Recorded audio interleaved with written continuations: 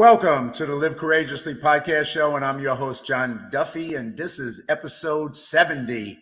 Live Courageously has been the conscious theme of my life for the past 3 years since the beginning of the pandemic, and has been an unconscious theme for most of my life. Courage is resistance to fear, mastery of fear, not the absence of fear.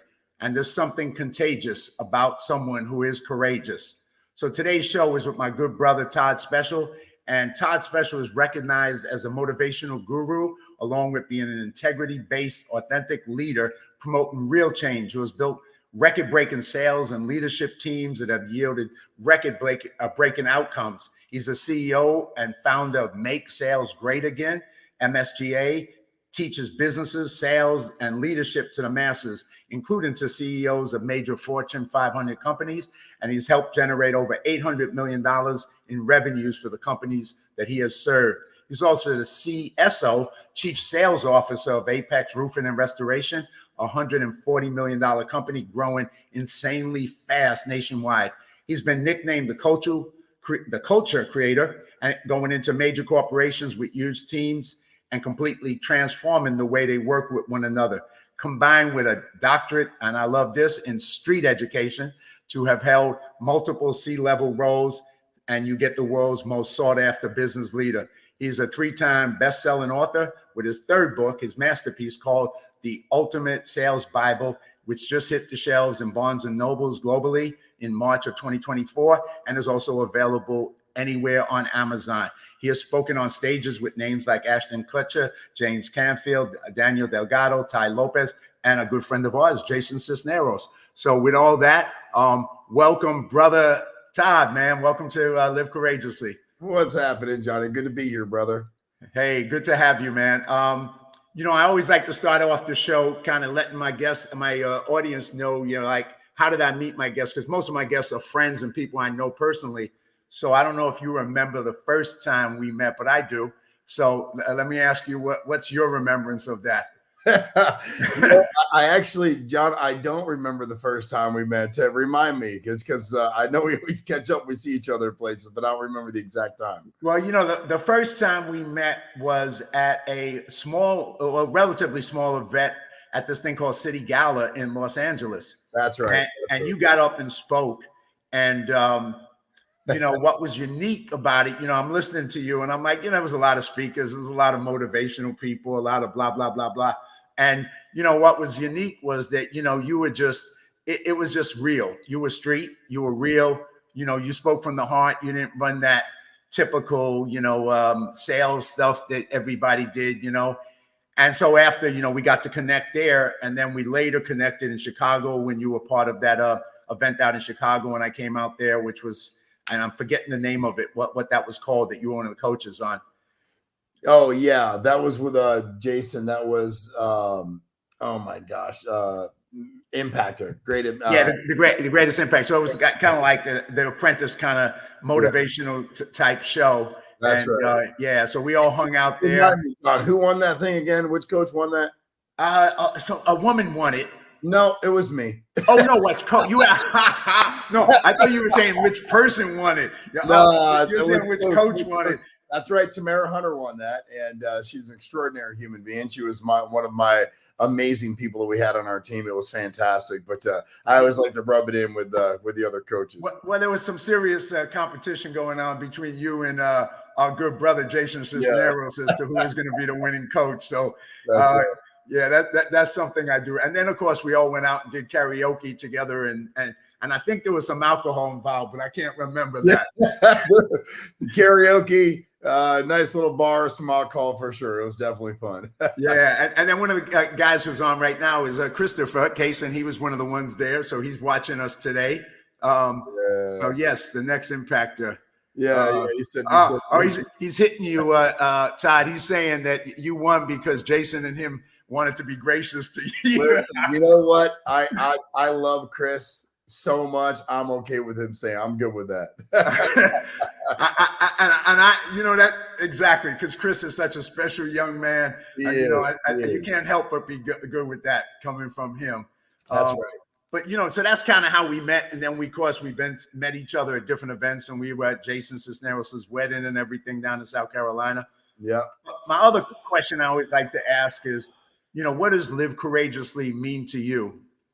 Yeah, man. It's listen, I love the name. I love the name of the show, and I love the context you use it. And I think it's redefined by each individual, right? Because I always tell people that your heart isn't like my heart isn't harder than yours, right? Like you could have, just because I grew up with no money and I didn't have like any, my family didn't have a lot of financial advantage in life, let's say. I can't say that my heart was harder than yours. So I always say what live courageously basically means to you, how hard your heart is doesn't outweigh mine, and mine doesn't outweigh yours. So for instance, because we didn't have a lot of money financially, and myself growing up in a less than perfectly financial environment, we had more love than anybody in the world. Now, I could say live courageously is going out and finding the people that can love you the way you're supposed to be loved. Let's say someone didn't have love like I had growing up. They could be living courageously, continuously searching and not giving up for that. I also think that in a broad effect, vague effect, for me, live courageously is just fighting for everything that I know that I'm capable of becoming and wanting, and not letting anyone ever stop me from becoming the person I know that I can become. So, and it was a long, hard haul for me. At that event in LA that you were just speaking about, I remember so many things about that event. I've told the story a million times, but yeah, I was myself. And I remember my dad passing away just before that event happened. And I told my dad, I'm going to be myself on stage, and people are going to love it or they're not. That's also living courageously, because that was the first event that I'd spoken at where there were actually some real people there. There was some pretty big names at that event. And I remember I just needed to be myself. I promised my father I'd be myself. I promised the people around me that I would be myself. And I remembered that living courageously in that moment was not trying to do everything everybody else was doing. Be perfectly okay being myself. One of my favorite quotes is, be you, they'll adjust. Very simple, 4 words, be you, they'll adjust. That's also living courageously, in my opinion. So I think it's defined differently for everyone, John. And I know that wasn't probably a specific answer for you, but I think it means something differently to every person. No, I love that answer, and I love that 4 words: be you, they'll adjust. I mean, I think that was what was, because there was different people there, and Jason's one of those people. When I heard him speak, he was another person too, but you brought that authentic message. You weren't trying to be somebody else. You weren't trying to copy someone else to be like them. You were just you. And, it was like, either you like me, you don't like me. And some people didn't like your message, quite frankly. I mean, some of it was a little too hard. I mean, it came too hard for people, because some people wanted sugar coated and they wanted nicer, and, they wanted packaged in some kind of like soft thing for themselves. But that's not where you came from. You came hard, you came real. Yeah. And that's why I related to it, because I was like, that soft stuff was just too fake for me, and this was more real. Yeah. So, what's funny, John, is that was the first time I met Cisneros too. And he walked up to me and he goes, compliment me like he does, being very, very polite. And, as a mentor, not even knowing me yet, he walks up and he says, dude, that was fantastic. He goes, these people needed to hear that. And I remember walking out of that place, because there's a whole backstory to it. We won't get into it. I've told the story 100 times. But when I got done speaking and I was super real on stage, I walked out of that, place. And I remember walking outside. I looked up and said, Dad, I did it.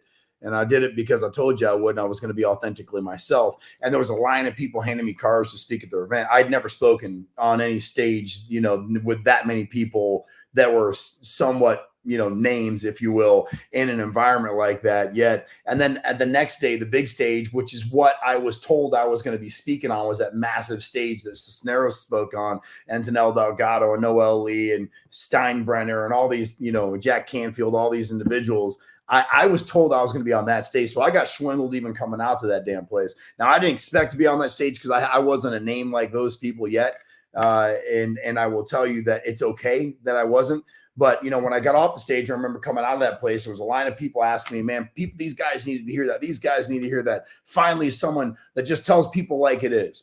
And it was funny you say that it didn't resonate with some people, because I remember Jason coming to me and said, hey, Todd, that was amazing. You did everything right. He goes, but that's only about 40% of who you are and what you're capable of becoming. And I always tell Jason all the time that moment when he said, you're at 40%, has stuck with me forever. Right. Wow. because 40%, and I'll never forget it. And he laughs every time I bring it up because he's shocked that I remember that. But he also knows me well enough to know that I'm going to kick his ass. I'm going to go after everything, right? That he said, we talk about negative and positive motivation. Like negative motivation gets me going, right? Tell me I can't do something and I'm going to do it, right? And I'm also a very positive motivational guy. So I like the positive side too. But when I'm like challenged, I like taking that challenge and saying, listen, you're saying I can't do it. Well, I'm going to do it. And here's why. Just watch me. I can tell you about it. We're not going to have a conversation about it. You're just going to come to me and ask me how I did it. That's how I am as a man, right? Now, I wasn't always that way. So when I went out to speak at that event, they were coming out asking me, or some people, you're right, like, man, that didn't resonate. You shouldn't have been so aggressive. And I looked at myself, listen, there's going to be people that are going to be for you, and there's going to be people that aren't going to be for you. And I'm not for everyone. Neither are you for everyone. Now, that being said, just because I'm not for you doesn't mean I'm going to change who I am to appease someone like you who doesn't resonate with someone like me. Now, it's not a bad thing that you don't resonate with me, but I'm not going to change who I am for anybody. My message is going to be clear, and my message is going to be the same. So I think for me, like coming up the way that I did and growing up and going through those hardships and everything I've gone through in my life, as we've all gone through a lot of stuff, at that moment, it was a really big turning point in my life where I was just like, listen, promised my dad I was going to be me. I am going to be me, and there's not a person in the world that's going to change that. Well, I always say I get put in places and I meet people, and obviously it's not my plan that I didn't expect to meet him. I didn't expect to meet you. I wasn't even expecting to go to that event that night, but I did, right? And so you never know who you're going to meet and who you're going to connect with for a lifetime, and it's going to be a link for a connection forever. But that's kind of how life is, and when you're real, that's who you connect with. At least I do. I connect with people who strike me as real because I grew up in the bottom. I grew up in the streets. And like when some of your talk, and tell us a little bit about it, because like your book, and we'll get into your new book in a little bit. But you talk about from the pool halls, and you shared a little bit in that speech about your background, in gambling and pools, and it wasn't like the traditional thing. You didn't come from a background of Harvard and any of that crazy thing. You came from the street in a different way, and you took that. So share a little bit about that background with people. Yeah, for sure, man. Listen, again, grew up in very humble beginnings. And I think sometimes when you're kind of forced into situations financially, sometimes as a human being, you don't have a choice. You have to make moves that are going to be better for you and your family. And I was kind of in those positions where I was like, look, I'm going to start doing something to be able to earn money, to be able to support myself at the very least, right? So I don't give that burden on my mom and dad. And that was when I was 16 years old. I was like, I just want to make money, right? I want to hustle. And started selling back and supers door to door, 15 years old. Walked by a pool hall one day, saw tons of cash sitting on different pool tables, thought it was super cool. Walked in the pool hall at literally latter part of my 16th year of life. And I remember sitting there and I see all this cash everywhere. I'm like, dude, this is the coolest shit ever. Like I see these guys gambling. And now, so every day after school, my high school, I literally went to that pool and I sat there sometimes till 9, 10 o'clock at night. So you're talking from 2:30 until 9, 10 o'clock at night. And I just sat there and just like people watched. That's what people like to say these days, that people watched. So when anybody asks me where I learned how to negotiate and sell, it's in a pool hall. Because here's why, John. If I'm watching John Duffy and he's playing Jason Cisneros, and Jason Cisneros is way worse than John Duffy at pool. But somehow John Duffy is getting Jason Cisneros to give him a handicap. I'm like, what's going on? Like John's way better at pool than Jason. How is this even happening? And I remember this guy coming up to me. I won't mention his name, but I remember coming up to me. He said, "Hey, kid." He goes, "I know you're probably thinking like, why this guy's giving me the handicap. It's called weight and pool, right? Why is he giving me weight and pool?" And I was like, "Yeah, I was kind of thinking that, And he goes, "Because gambling isn't gambling when you know you're going to win." And he said, "So when you negotiate, make sure, biggest tip I can give you, that you got the edge, right?" Now, that was hustling, and that sure isn't selling. As you can see in my shirt, great line is not great selling. There's a big difference between selling and negotiation. But I watched these guys negotiate the action in this pool hall, from gin, cribbage, tonk, pinochle, billiards, 9-ball, 8-ball, straight pool, one pocket. I mean, it was just a lifestyle. And I sat there for 6 months before I ever picked up a stick. And then I picked up a stick and I held it left-handed, but I'm right-handed. It's weird. So I started gambling, making a lot of money playing pool, man. And that book was just the book that I just finished was 4.5 years of me writing it. But a lot of it was the history of me growing up in that gambling world, was how I learned how to negotiate and sell, which I will tell you is the best negotiation and the best education you can get, in my opinion, in the streets, watching people hustle one another in a gambling environment. You just learn the angles, you learn to read people. Then I got into poker, and I was running card games for about 10 years. And, you can read people very well. Body movement, facial expressions, how they use their hands. There's a lot of different things their mannerisms. I would learn so much without like anyone talking at all. I can tell you how they think and what they feel without them talking, because I got to really learn how to read people for a living playing poker. So if you combine learning how to read people and then the art of negotiation and the sales process together, and then the other side of bluffing, right? When you're in a poker hand, you got to act like you have something that you don't. Those tools really created, this book, and it's 547 pages. I know we'll get into it later, but that book was spawned. My career was spawned from a pool hall and a poker room background. And I think it's some of the lessons in education that most people don't get in life, man, right? Like you go to high school and then you go to college, you don't get that. So I wanted to share that and what I've learned with everybody in the world, with also practical selling methodology that works today, not stuff that's outdated like a lot of these books. Well, that's kind of, we'll get into all that in the sales thing, because I've done some sales in my life, and some of the lessons you talk about are lessons that resonate with me, and especially your shirt about great lying is not great selling. And I mean, that's a lesson I think that really is important. And I learned that in one of the first times I was working as a salesperson at Jack LaLanne health clubs back in the day, where my sales manager was a liar.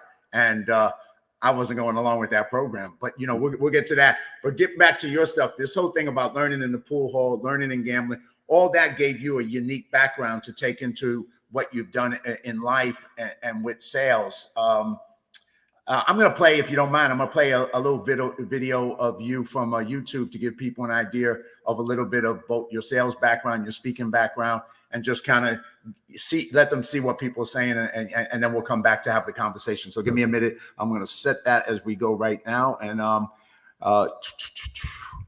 while we're doing that, I'm going to share my screen. And here we go.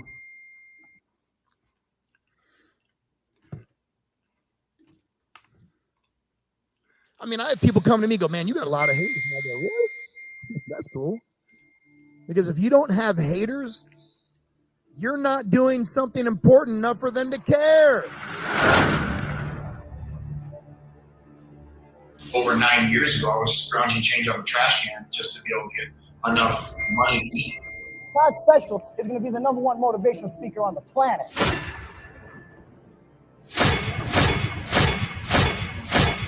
The message has to change.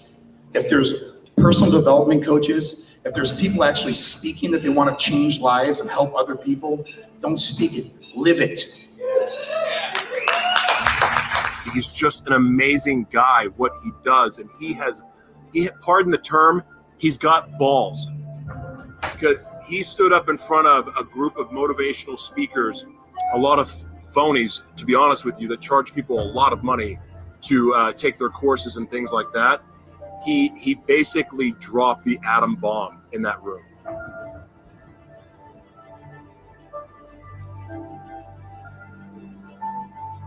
Is this the legacy that you want to leave by giving half of what you're worth? Get to an event where he is speaking. The guy is on fire. He just delivers straight from the heart with passion, and he's there to serve every single person that's in the audience. I love you, brother. I could not recommend this guy anymore. I don't do testimonials. I don't recommend people, but I recommend Todd. I'm so sick and tired of people making excuses of why they can't do something. I'm over it. The reason why people don't become who they want is because they're too attached to who they are. But at one point in your life, you're going to have to make a decision to change tomorrow to today. Todd is full of energy. I thought I had high energy till Todd walks in the room, and then it's like he walks in, he pumps people up, gets them going. Doesn't matter what kind of mood you're in, he'll lift your spirit. I can change your mindset. I can make you think completely different. But you have to believe in yourself and have the faith that you can. Todd Speciale. He is a motivational speaker, motivational writer, life coach. He wrote this book, The Things I Do Know. Absolutely amazing. He's incredible. Please go out, buy his book, meet this guy. Help yourself, change your life. Todd Speciale is a one-of-a-kind person. He is an absolute incredible motivation. His story is phenomenal, and it's one of inspiration. I'm going to motivate you. I'm going to make you think differently, change your mindset of who you want to become. And the difference between me and them is I actually care. I know that Todd Speciale's thinking big.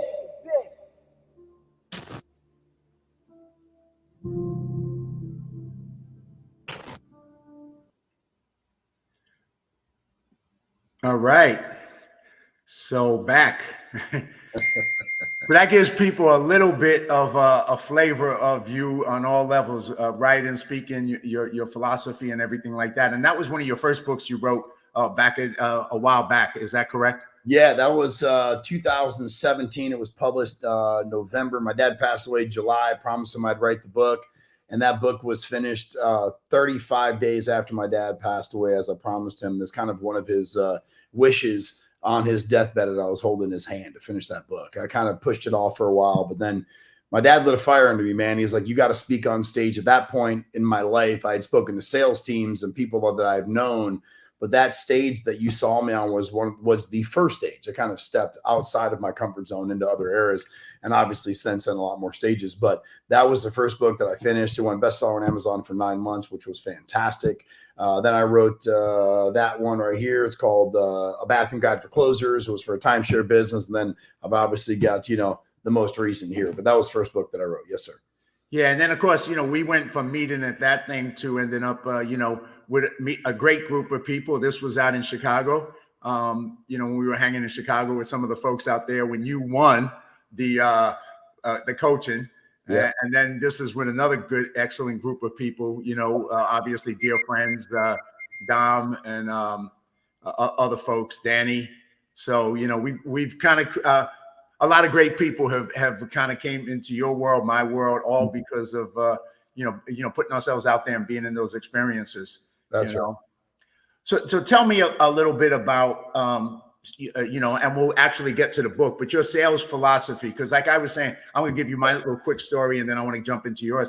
The first time I did sales was I did it at a health club.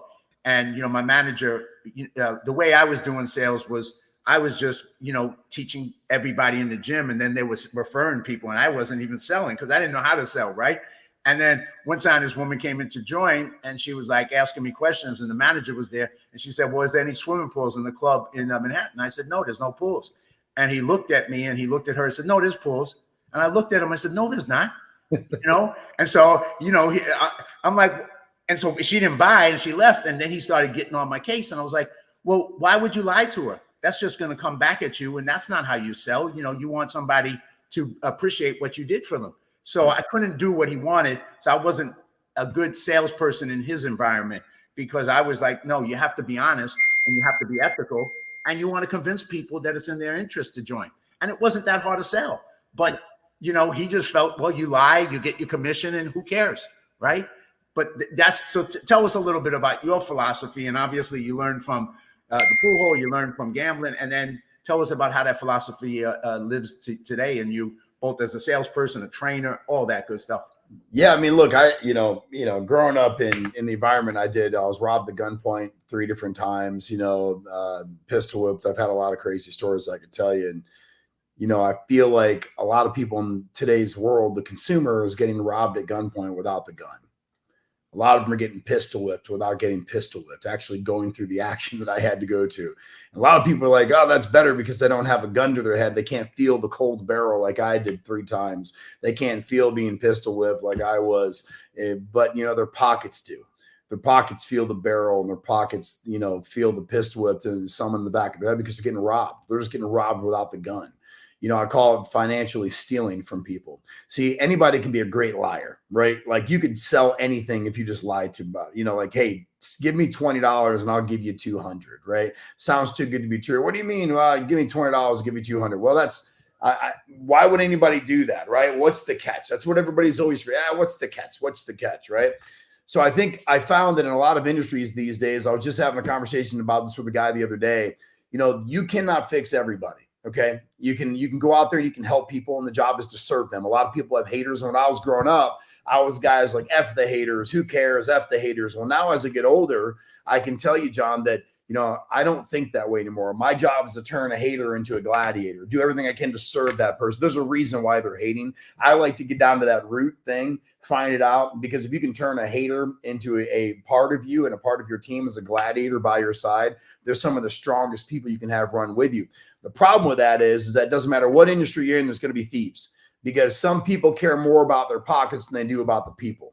Let me say that again. Some people care more about their pockets than they do the people. And the problem with that is that they don't realize the impact that they are stealing and robbing from someone. They don't realize the impact it has on people's lives. For instance, there are some businesses where they'll sell you a $30,000 piece of air at 14% interest for 10 years and swear it does something that it doesn't, blatantly lying, blatantly stealing from someone. And, you know, I've seen scenarios of those consumers come back extremely mad, and the company doesn't stand behind the consumer. They stand behind the paperwork, and the paperwork gives them a bad reputation, a bad name. And they think that one sale that they pushed to keep, even though consumer is upset and they were lied to, is helping them make money. But they don't realize all the money they're losing on the back end on the referral-based side. You know what one bad referral can, or one bad review can do for you, can ruin your organization.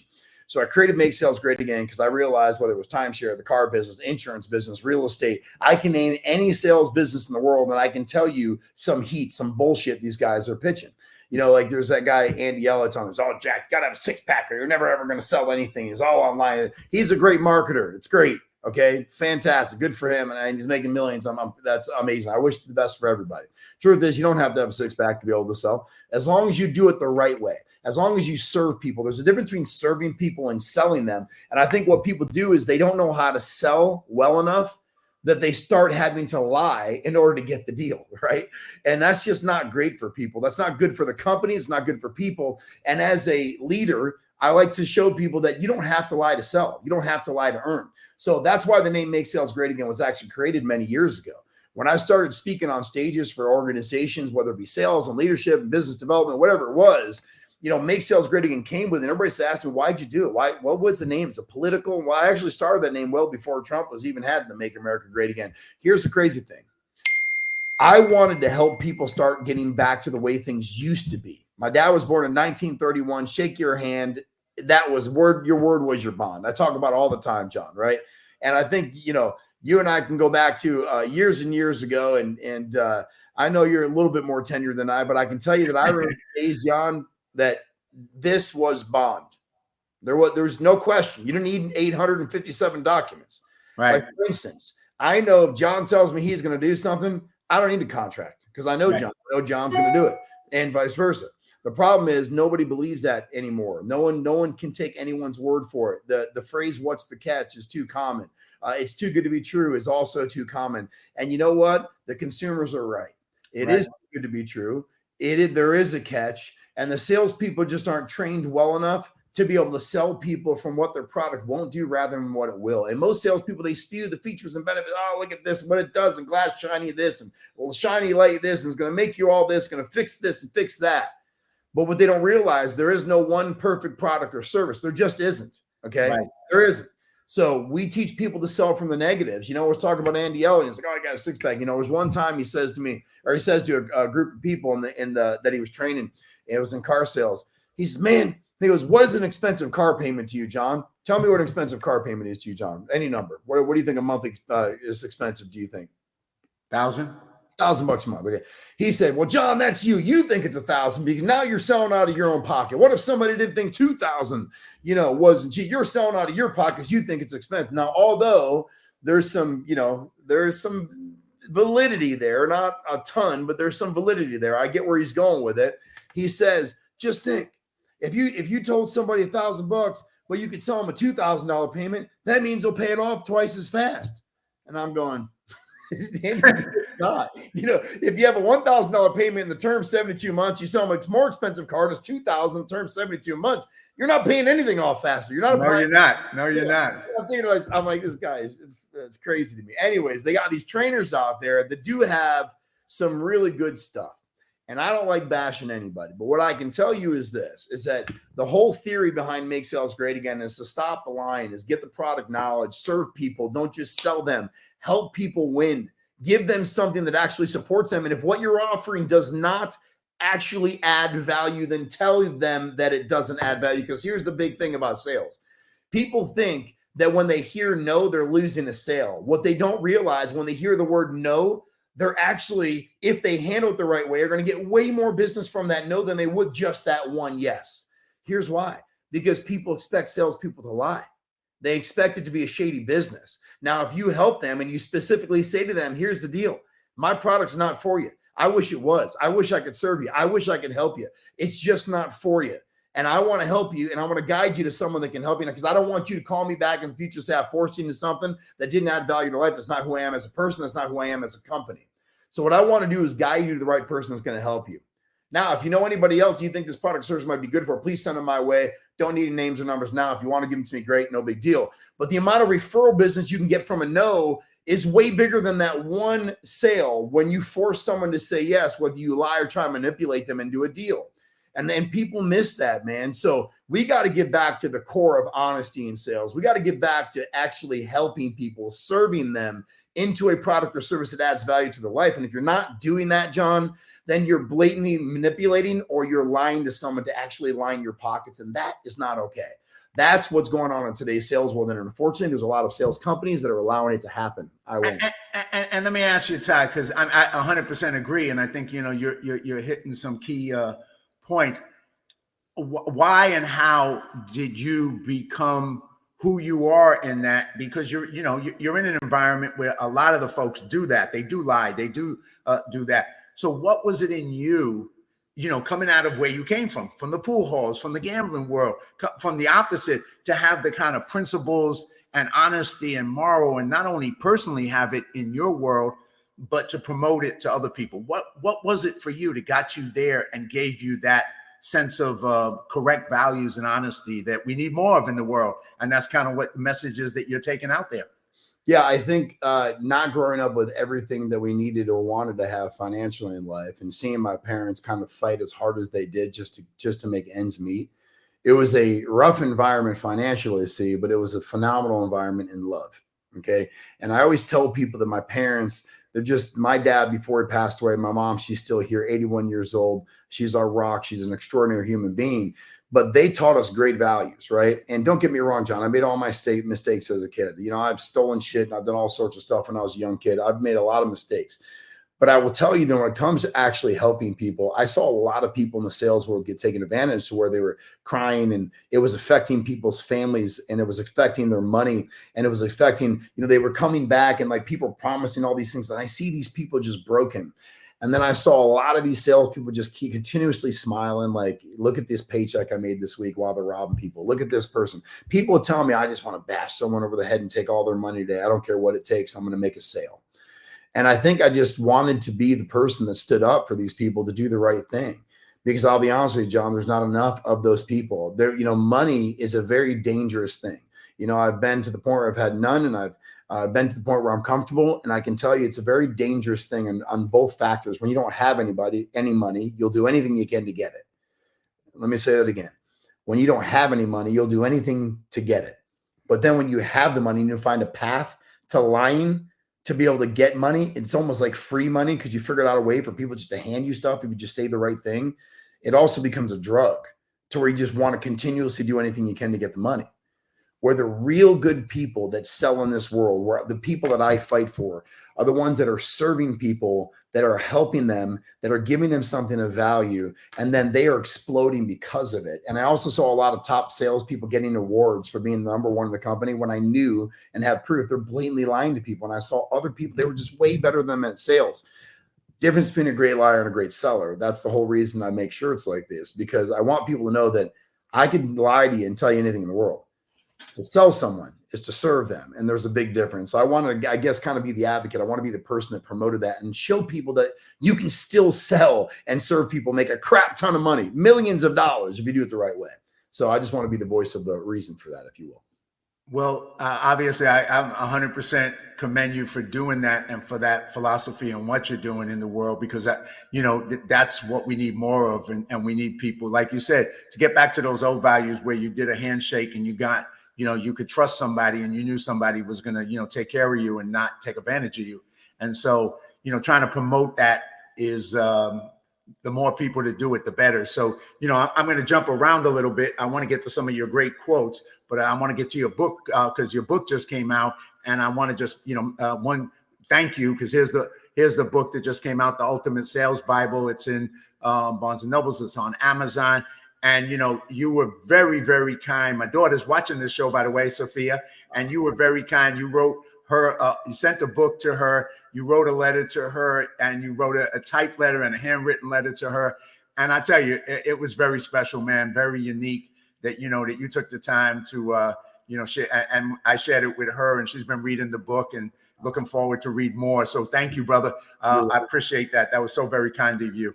But tell us a little bit what, this is your third book. You've been out on the promoting the book. It's doing well on Amazon, I believe.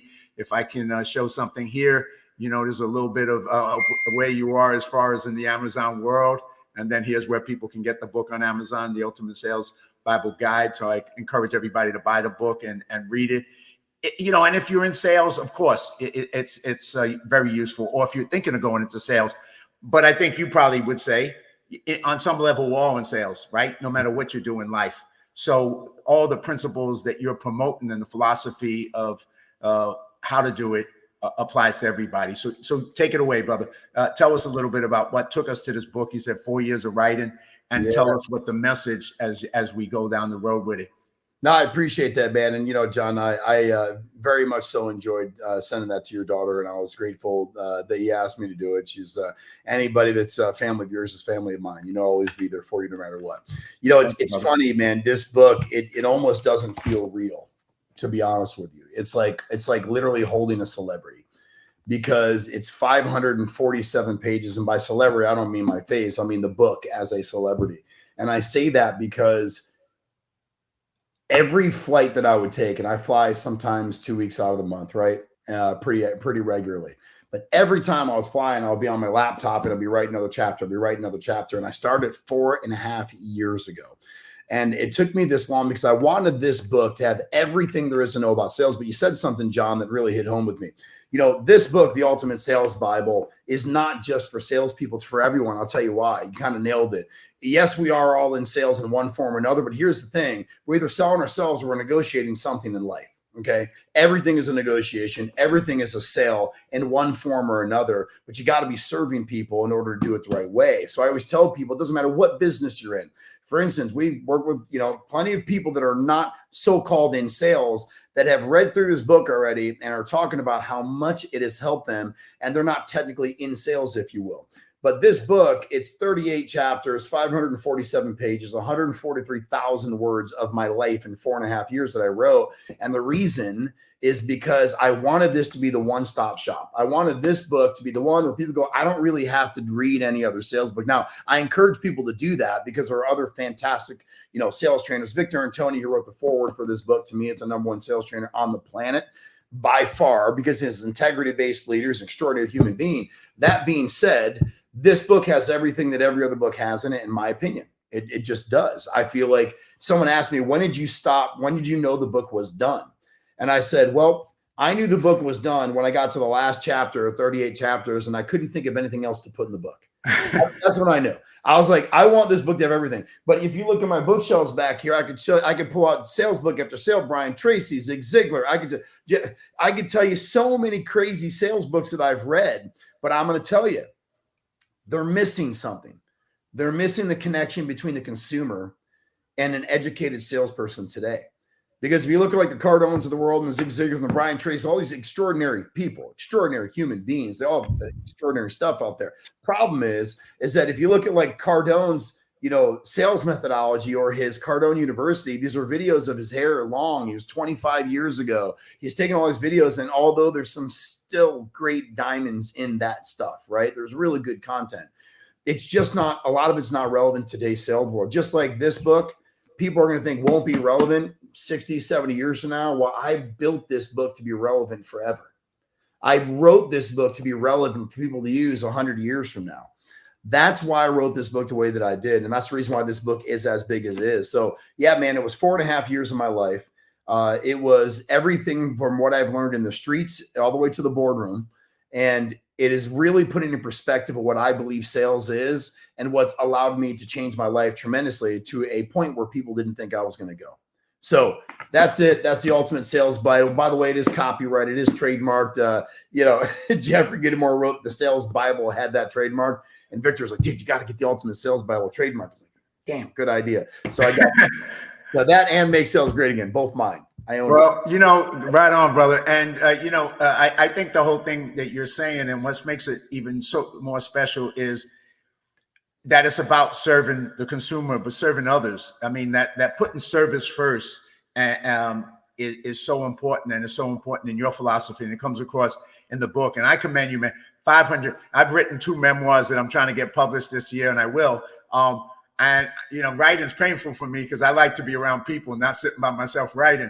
So to write a book like that and the amount of effort you must put into it to be able to get all that done, I just commend you, man. It's what a hell of an accomplishment and what a contribution. Well, I had the book signing this last week on March 16th at Barnes & Noble here in Orlando, Florida, and it was fantastic. A bunch of friends, family members came out, some people I didn't know. It was great. It was really cool, dude, to do it in Barnes & Noble. Spoke about the book, got emotional because, again, it's 4.5 years of my life. I never thought it would be done, and to have it in Barnes & Noble globally is a very cool thing, right? But to know that it sold out in the first 6 days that it was out was fantastic. It was still obviously top of the charts. It's doing fantastic out there. So it's a blessing in disguise, to be honest with you, because I didn't really, to make money off a book, John, you got to be Jack Canfield. It's got to be chicken soup for the soul, right? Not a lot of people make money off books, right? But this book, it was built with a servant heart. This book was built to really serve people and help them and change their lives. And if I can help someone change their life, just one person with my words in this book, or me as a human being, that's the win for me. That's worth the 4.5 years of effort. That changes me as a human, because I always hoped that I'd have someone there when I was younger with a book like this, or to mentor me or do something to help me in any way when I wasn't doing the right thing as a kid. And it's funny, we always talk about this, man, that, we always say, man, I wish I would have listened to my parents back then, right? We all always say that, right? The truth is, man, is that I want people to read this book. I want to share it with people, not to make money, but to serve people, which is the reason why I sent out almost 40 free copies to other individuals prior to it being released, like your daughter, because I wanted people to really get in there and really just give me some insight. And I've had a bunch of good reviews on it. By the way, if you haven't left a review, please go leave a review on my book on Amazon. It helps out tremendously. But yeah, man, it's 4.5 years of my life, dude, from pool halls to poker rooms to the boardroom. It's fantastic. Well, like you said, you did it so that someone at your age could have this information. My daughter put up that she loves all the insights, and you obviously contributed to her at her age. So that's a contribution to me that that you're touching somebody young with the philosophy of how to get successful, but do success the right way in life. And so thank you, brother. I really, really appreciate that, man. Amen. And like somebody else said, making sales great again, serving others is definitely key. And that's what you're about, and I think that's what people, come away from this. So yes, I recommend everybody to read the book. I don't want to jump into some of your quotes because I just love some of the quotes you put out. I like stealing people's quotes and putting them on, because I'm, every day I want to remind myself to start off the day with some inspirational music, inspirational thoughts, inspirational quotes. So, I'm on the right path every morning. Gratitude. Yes, feeling grateful. But here's some I'm going to ask you to elaborate on. This is your goals for 2024, your main goals, 4 of them. Yeah. So God, forgive, let go, and risk. Yeah. So I remember someone asked me, what are your goals for 24? And one of them is to be a lot stronger in my faith. I was baptized 2.5 years ago, Christian church here, almost 2 years ago now. And I'm getting stronger in my faith every day, and I love it. It's been a huge portion of my life. I'm nowhere near where I want to be yet. And a lot of people ask me, well, what do you, what's your deal? What's your background? And it's a non-denominational church, mainly Christian church, whatever. And, my family grew up Catholic. And I always tell people, I don't care what you believe in, as long as you believe something good, right? You just believe in something good. I don't talk politics and I don't talk religion with people because, the truth is, John, everybody's full of it. Nobody really knows, dude, right? There's always opinions. A lot of people don't know this, but I had a 2-year probationary scholarship to go to Baylor University to be an attorney. I won one-man Lincoln Douglas and two-man state debate when I was in my junior and senior year of high school. I wanted to be an attorney. That's what I wanted to do. And that all got derailed when my mom got sick. I started playing pool for a living. Whole nother time, whole nother story. But I will tell you, those goals, faith first, right? Let go. I think a lot of people hold on to the past so much that they forget to forgive themselves. So in no particular order, I can tell you that I had a hard time letting go of mistakes and decisions that I had made in the past that guided me and my family down a hard path. And I also had a hard time forgiving people for doing things to me that weren't the best, saying things about me that weren't true, or I found out, or, just bashing me when I wasn't around. It was like hurting me every day. I would just think about it over and over and over again. So being able to forgive, being able to have a stronger faith, being able to let go. And the final one was risk. And the risk for me was going all in. It was literally going all in on myself, right? And I think that sometimes we all talk a big game, but we don't make the moves we need to make in order to give all the risk we need to get to where we want to go. A lot of us are huge talkers. Man, I'm going to do this. I'm going to do this. I'm going to do this. I'm going to go that. I'm going to change this. And then you never do shit. It's unfortunate because the risk is a part of the reward, as a lot of people think. As cliche as it is, it's all bullshit. We've all said it a million times, but I wasn't risking enough. I wasn't going all in. And I promised myself, this year, no matter what I do, I'm going all in. So that was kind of the final 4 steps, those 4 goals of 2024. The other thing you threw up, I'd like to have you comment on, is your top 5 flexes. Yeah. So I'll tell you, leave that up for a second, because, standing up for absent friends, here's the thing, man. I grew up in a really tough environment where people were really cool and loyal to you in front of your face, but not behind your back. So, I made it a very, very strong point to make sure that if there's anyone I loved and respected, that no one was ever going to say a negative word around them or about them in front of me. Never, ever, not one time. And if someone wanted to do about me, that's on them. That's who they are. That's what their character is. Gossip for good or stay quiet. If you're going to talk about others, you might as well just be truthful and talk good about them, because we all have problems. We all have bad things going on in our lives, John. And Les Brown said it many years ago, did some mentoring with Les. He said, man, Todd, if you're not walking in a storm, you're either in it or you're walking out of one, period, end of conversation, right? He's like, so you're always in a storm. What people like to do when they gossip is talk about the bad. They talk about the stuff that actually is going wrong in someone's life, rather than talking about the good. Man, look at John. Look what he's doing. He's another movie. He's doing this. He's doing that. Be proud of him, right? The third one, live with massive gratitude. Listen, man, here's a crazy thing. My phone's recorded right now where I grab it, but I write down 10 gratitudes every day. Something I got from Danelle Delgado I'll never forget. I think it's fantastic. One thing I added to this, which I don't know of anybody that does this other than me, and I've trained a lot of people to do it. It's actually changed their lives a lot. If anybody's watching or listening to this right now, I want you to pay attention. I write down 10 gratitudes for me every morning. I write down 3 goals for me to hit. I mean, like goals that are attainable, right? Like work out for an hour and 20 minutes and then do cardio for another 40. Like these are attainable goals. But one of the biggest things that changed my life forever was actually 3 gratitude texts every day to random people through my phone. So here's what I do. I have like almost, 2,700 contacts in my phone. So what I do is I take my phone, I turn it around so I can't see it, and I start scrolling through the contact portion, and I hit my finger, stop. I turn around like this, and that's the first person I'm going to text a nice gratitude text that day. And I'm going to say, if it was John Duffy, I'd say, hey, John, this is Todd. Just want to let you know I'm thinking about you. Hope you have a fantastic day. I'm going to pray for you today. I just want you to know that sometimes when you think that people aren't thinking about you, they actually are. So have a great day, man. No need for a response. Just want you to know I love you.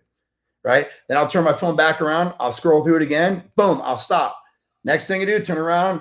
I tell you what, funny story, John. Girl I hadn't talked to in 25 years I went to high school with. True story. This is why I keep doing this every day. Stopped there, and her name was Amber. And I said, Amber, I want to let you know I'm thinking about you. Hope everything's okay. I haven't talked to you in 25 years. That I'm going to pray for you. I hope that today goes well. I hope your life is everything and more that you've ever wanted. And I want you to know that there's someone out there thinking about you when they're not. And I always change up, obviously, what I say, of course, right?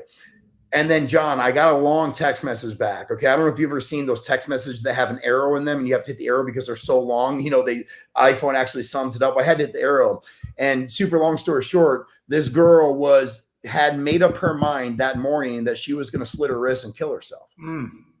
And I was sitting on my couch, and my wife was looking at me, and I was in tears, and she looked at me and she goes, babe, what's the matter? And I said, well, I said, look at this. And I showed her the phone. And, you know, she starts getting emotional. She's like, holy cow. So that's crazy. And the girl wrote to me that I saved her life because it was a divine timing. She felt like it was God, like basically saying that, hey, there are people that care about you even when you don't think they do. And she said, I'm not going to kill myself because of this. I want you to know I appreciate you. Now, she said, I see your stuff online. I haven't seen you since high school. I don't like your posts. I don't comment on your posts. I don't even know if you can see that I see your posts, but I see them. I'm not the person that always hits the like button. I'm not the person that always hits the comment and starts typing all these stuff. I'm not that person, but I see your posts. I'm proud of you, and your posts have changed me. And although I don't tell you that, I'm going to tell you that now because you took the time for somehow God connected us to send me this message. And I thank you, and it saved my life. So, you know, when I talk about like what I do in gratitude, John, like a part of that list of that quote, that changed me. If you can do anything in your life, please trust me on this. Anybody listen to this, send it to people, John, whatever. Tell them to blindly turn their phone around and just pick 3 people every morning. Scroll up to her, start scrolling like crazy, hit the button, just stop, turn around, text that person, gratitude text. The responses you will get will change your life forever. And not enough people are doing it. And we need a lot of good in this world, and that will help change lives. Wow, brother. I got chills coming up and down my body right now. And I just love it, man. I do the gratitude every day. I write down all those things too, but never heard of doing something like this. And I think it's such a powerful thing to do because, you know, you don't know who it's going to touch and what it's going to do for them. And to take a little bit of time out of your day to do that for others, man. I commend you for doing that. And I think, you know, like you said, I would recommend anybody who are listening to this, what a great exercise, what a great thing to make part of your daily rituals. So maybe, who knows, you know, you're just throwing a pebble in the water and you just don't know what that ripple is going to do. But you might as well be the person that throws that pebble in the water and possibly change somebody. So thank you for sharing that, brother. Man, that is powerful. That is really powerful. Yes, sir. All right, last one, embrace the heart and find your strength through faith. Obviously, to find your strength through faith is very important to me. You know, it's like I do believe that everything now is because of a higher being. Again, whatever you believe in, as long as it's something good that you believe in, I'm good with, right? Don't mock me for what I believe in. I won't do that to you. I don't believe that anybody ever should. But I'll tell you, man, the embracing the heart is something I think that a lot of people allow ruin their opportunity to succeed in life. You know, you go through these hard times and people give up. And they always say, no one's here for me and I don't have anybody. Well, let me tell you something. There's a lot of times when you're going to go through hard things where you're not going to have anybody other than yourself. And the only person that can change you is yourself anyways, because if you're around positive people, it helps. If you're around positive people, it'll lift you up. Don't get me wrong, but no one's going to do the work for you, right? So I had to start embracing the hard. I wanted things in my life to matter. So when hard came my way, it was almost like I want it to come to me now because I want to be able to do things and handle things that other people can't handle. So I'm the obvious choice when people need someone like me to handle stuff, right? I want that heart. So I embrace it now rather than run from it. I run towards it. There's a massive difference between someone going, man, I can do anything in life and I run towards the hard than saying I got through it. I don't just get through it. I run towards it. I want to be challenged. I want things to come my way, and I want them to come in like light speed. I'll be like, oh, how could you live the anxiety, the fear? Oh, no. I can do anything, and I know that I can. And I know that I'm going to be knocked down, but I was watching the other day, this guy, he said, it's not the fall that hurts. It's the ground when you hit the ground, right? So if you're there and you can just catch yourself before you fall, that hard embracing it is great. And then also Tim Grover always says, you know, if you do get knocked down, you do hit the floor, stay down there for a little bit so you know how it feels. And then you'll never want that feeling again. Well, I embrace the hard every day, man. I do it through my faith and I do it through me as an individual, not cocky, not arrogance, but confidence that I want to use that to serve other people and help them get better. Well, just to echo that, one of more of your things that kind of like plays off of that is this quote right here. And I think that's just another addition to what you just said, you know, it is basically, you know, you can choose hard or you can choose soft, but at the end of the day, if you just follow pleasure and you don't follow purpose and you don't choose hard and go towards hard, then you're not going to become who you were meant to be and what what you have, the gifts that you have, you're not going to be able to share them at the level you can. So all those messages, I think, are just so powerful. I mean, the biggest challenge right now, I think, going through this hour is like an hour is not enough to talk to you, man. It's just enough. It's just a beginning. We're just like touching the surface of all the things that I would love to have you share with the audience, because all of these things are just, they're great ideas. But more importantly, I think, and you're an example of it, it's not about ideas. It's about doing it. Yeah. I think in your speech, if I remember, you didn't say it's not about saying it, it's about doing it, right? Yeah. You got to be an example. You got to be example with your actions, not with your words. Yeah, I can tell you, man, I had a lunch with a very, high level individual on Saturday, and, he's done a lot of extraordinary things in his life that have probably a lot of people won't do. And we're sitting there meeting for lunch, and we met at 11:30, and we looked at our watches, John, and we're eating lunch, and it was 3:45. It was, we're like, dude, we're here 4 hours. It was crazy, just the conversation, because you're right, man. An hour isn't long enough. I'm always welcome to come back on. I'll always be here for you, and we can be more targeted on what we want to speak about. But here's what I can tell you. I can tell you that no matter who you are and what you're listening to, you're an extraordinary person, and I resonate to you. And I think we became very good friends because real recognizes real. Again, as cliche as a lot of these things sound, there is a lot of validity to these quotes and comments. And I always tell people, no quote that we ever have in life is specifically ours. It's like taking words of others and then putting them together and then, making it your own, if you will. But I can tell you that the direction of your life is directly related to action. Right? A lot of people say, well, Todd, what do you like better, motivation or inspiration? I'm like, man, I like both. You know what I like even better? I like discipline. And a lot of people talk about discipline and motivation. Do you have to have, well, listen, discipline's going to get you through all the bad motivation. It's going to get you through the times you're not inspired, right? Motivation and inspiration is kind of like a drug. Like it goes in and then you're like pumped up, and I can go to a sales team and a leadership team. I can go to an organization, change the whole culture. And then when I leave, all of a sudden it's down because they don't have leaders that are, taking the baton, if you will, and helping those teams continue to stay on that path. My job is to create amazing leaders in this world. That's I honestly believe that's what I've been put on this earth to do, is to create great leaders. It doesn't have to be someone in sales or leadership, etc. This one says, I won't settle because I know what God put me on earth to do. And if I settle, I'm disrespecting the reason he created me. John, let me tell you something. That is what I'm put on this earth to do, right? I know I'm put on this earth to not just train sales, not to just do deep dives and help businesses become better, but to create leaders. And I think that goes for owners of companies to CEOs, just as I allow people to impact my lives, I want to impact lives as well. But people matter. I always say, put the people before the paycheck. So if you're listening to this show or you're watching John Ever, you're watching a great human being. But I can tell you, Jason Cisneros, one time when he called me, the first time we exchanged numbers he ever called me, it was right after that event in LA. And I remember him in the audience sitting with all these super rich people, whatever, Jason. And he looked at me and he says, or he calls me on the phone. He says, hey, Brother Todd, how's it going, man? You did fantastic. I can't tell you how much I loved your speech. It was talked about the entire weekend, blah, blah, blah, blah, blah. How can I serve you? Now, I want people to understand the words. How can I serve you? You're talking to a guy that's got tattoos all over his body, from the streets, ego, think I can outsell anybody, broke all these records in sales, etc. And I hear the words, how can I serve you, from a guy that's 9 million times more successful than me. And I thought to myself, John, I was like, how can I serve you? Like, why? Like, so I said to him, what do you mean? How can you serve me?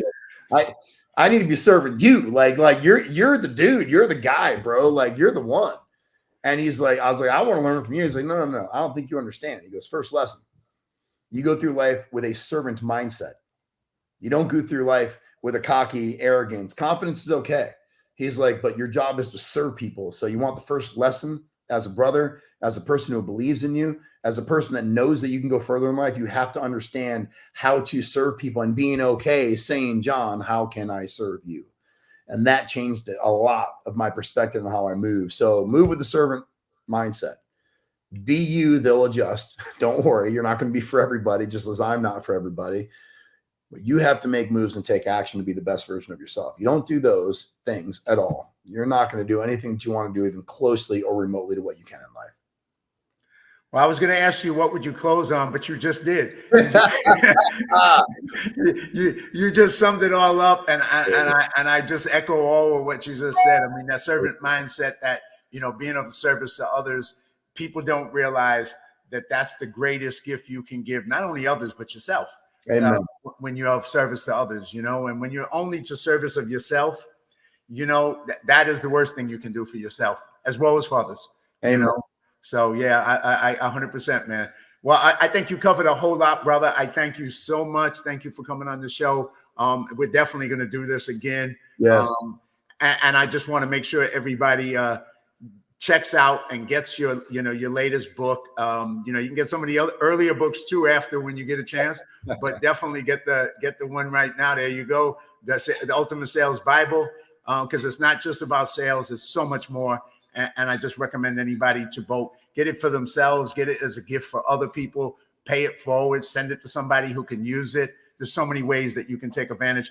And just want to echo once again your whole thing about doing that in the morning with gratitude on your phone to go through and give messages to 3 people. If you do that, it'll probably change your life. And I look forward to doing that as well. Amen. So any other final thoughts? And I'm going to then close out the show. But once again, thank you so much, brother. I'm so blessed that, we came into each other's lives and that, we are brothers for life now. So I appreciate you, man. Amen, brother. Listen, John, I'm always honored to be on with you, dude. If you ever need anything from me, I'll fly across the country for you, brother. So I appreciate you having me on. God bless everybody who's on here, listening, watching John's show. Share it, do everything you need to. He's an extraordinary human being. I always got your back, man. Thank you, brother. And the same for you, man. Anytime you need anything, you let me know.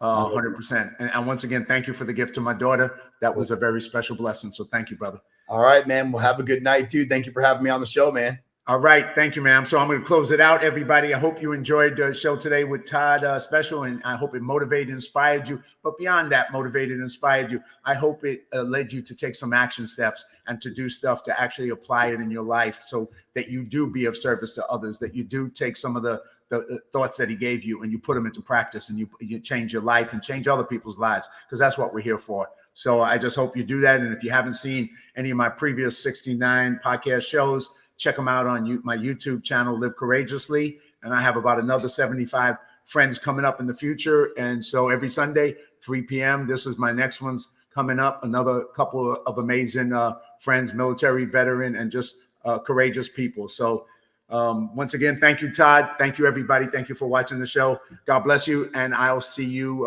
next Sunday at 3 p.m. See you, John. Thank you, brother. Take care, brother.